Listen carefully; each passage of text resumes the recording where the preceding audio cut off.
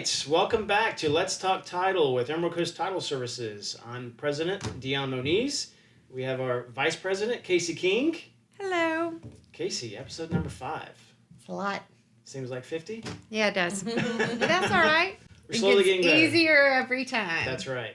So today we have our special guest from the lender side, Brandi Ealy, who's a mortgage loan officer with Progress Bank. Hi, all. Brandi, why don't you tell us a little bit about yourself and Progress Bank? So I have been in banking and lending for, 15 years now, and all of them here along the Emerald Coast. Been with Progress Bank for the last year as we expand our mortgage department here in the Destin and Inlet Beach area. We're a local bank, and for our mortgage side, all of our lending, underwriting, processing, and closing are done here in this same building 2 stories down.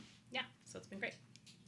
Yeah, I was going to mention that y'all are in the same building as we are on the first floor. We're in the top floor. Mm-hmm. So Clayton Hicks, who's at Progress, he has a saying that he likes to say, we have you covered from top to bottom. Oh, perfect. That's right. I like it. Covering it all. Right? That's good. That's good. That's nice.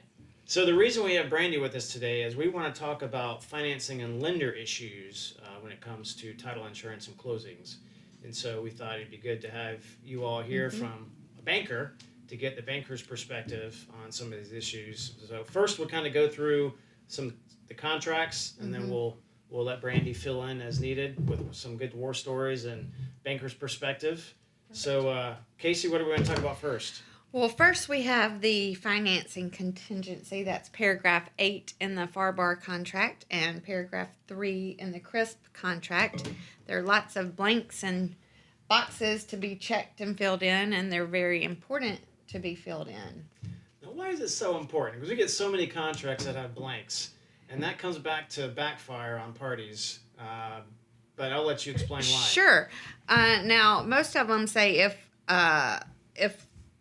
left blank, then 30 days. If left blank, 5 days. But if you need a certain amount of time to get a loan or some things done, then it's very important to put that time frame in there because a lot of deadlines.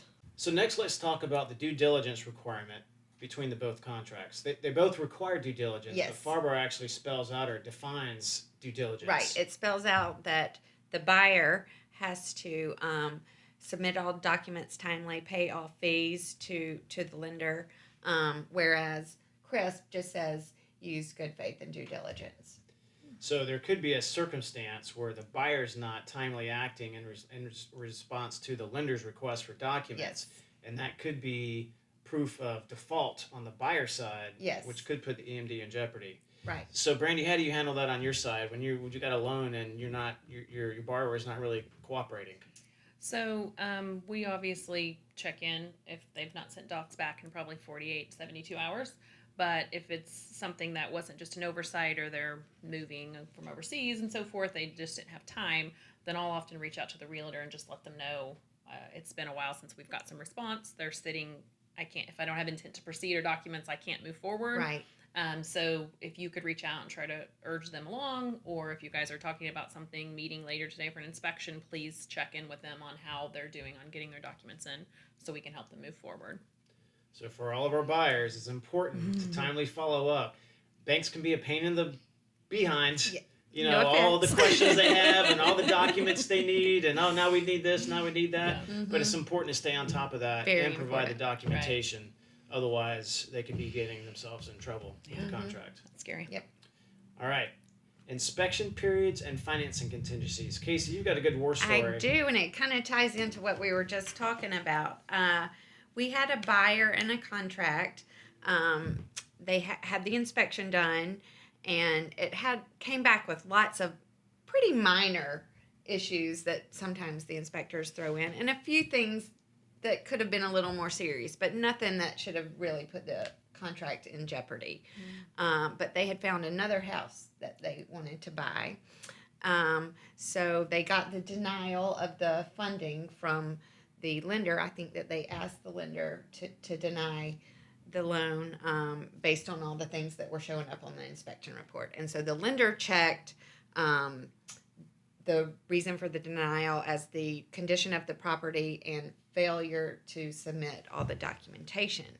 And the seller got really upset and felt like she was being taken advantage of, and really wanted to fight on the fact that she had not submitted the documents timely to the bank and didn't The due diligence requirement. exactly Yeah. fulfill that requirement.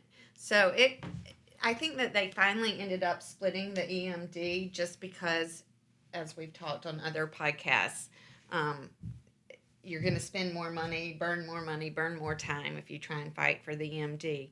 But the seller was really upset and for a long time wanted to just go forward with trying to get that EMD from the buyer. Yes. And it was kind of a gray area because both boxes were checked.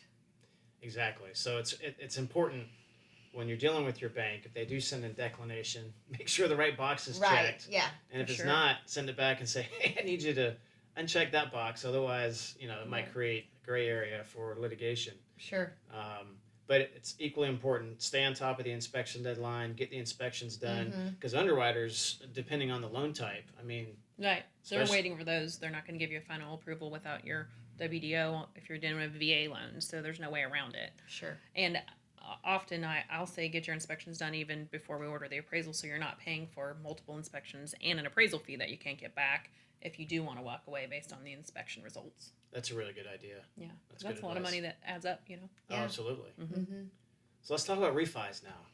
I know you've got to be slammed with refis. We are very busy, thankfully. Mhm. Obviously, rates are where nobody has seen them maybe ever, Right. if not close to that.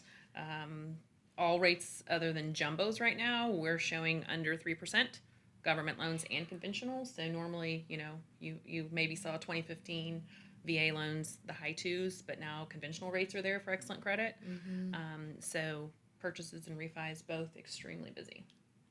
And so, we're hearing things from the Fed that they're not going to touch rates for the next 2 years, but that doesn't necessarily mean mortgage rates aren't going to change for the next 2 years. So explain how the two are tied or not tied so that our audience understands the differences.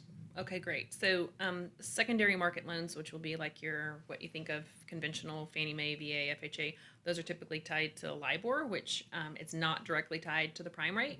So prime rate may change, and that may affect certain in-house lending for, like, say, a construction loan or something of the sort, because those may be linked to prime. But just because prime dropped to 0.5% or whatever it's at, it isn't going to change for a few years. That does not mean mortgage rates are going to stay there. Those are tied to treasury yields and bonds and so forth. So those change throughout the day on occasion versus the prime rate staying the same for years sometimes. So what does your banker's crystal ball tell you right now as far as how long we're going to have these awesome low rates? So if I only knew, as somebody who's buying a house myself right now, it's a great time, but for sure, who knows what will happen next week, They've been pretty steady and lower than we've seen for longer than I thought. Yeah, I was really worried at the beginning of COVID Right. about what was going to happen with rates, but they've went opposite of what I was anticipating, and so not too worried about any big changes, over the next few days or few weeks. But again, I don't have a crystal ball. I wish. So- Yeah. If only. Exactly. Mhm. So people shouldn't assume that the rates are going to stay this low for a long Right. time. Right. If you're in the market for a refi and you've got a really high rate and want to reduce that, you probably need to act on it sooner versus later. I don't think. How much lower can you go? Who's going to complain or How not low be can happy you with go? a 2% rate on anything? More or less the largest purchase you're going to make in your lifetime. Right. Yeah. Exactly. So For sure. big savings. All right. So we're down to the last two topics. Yes. So Casey, you're going to explain real briefly about substitution rates and reissue credits. Yes, reissue credit may be available if the property was last bought within the 3 years. Then there would be a reissue credit up to 40%, and that would be important to the seller because they might want to switch who pays doc stamps and who pays title. And then the other is the substitution rate, which may be available to an owner who is refinancing, and that could be a substantial savings as well. Yeah. Nice. So reach out to us. We can explain that more Yes. if you have any questions. Exactly. So last but not least, personal property.